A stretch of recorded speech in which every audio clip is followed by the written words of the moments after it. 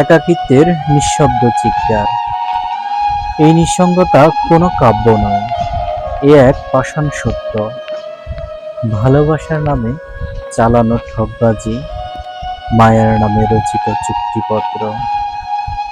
তুমি ভালোবাসোনি স্বীকার করো, আমি ছিলাম তোমার সময় কাটানোর অবসর যন্ত্র।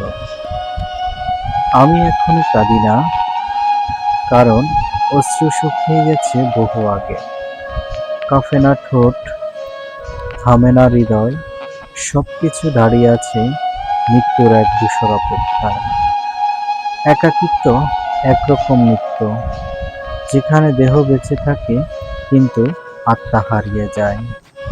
প্রতিটি নিঃশ্বাস এক একটা বোঝা, প্রতিটি দিন যেন অনন্ত শাস্তি। তুমি ছিলে সেই আলো, যাকে আমি বিশ্বাস করে আমি চোখ বন্ধ করেছিলাম, কিন্তু তুমি হয়ে উঠেছিলে ছুরি, যে কেটে কেটে রক্তাক্ত করেছিল আমার ভেতর। একাকিত্ব আজ আর কোনো কান্না নয়, এটা এক লড়াই, নিজের বিপক্ষে নিজের ভেতর, যেখানে হৃদয় প্রতিপক্ষ।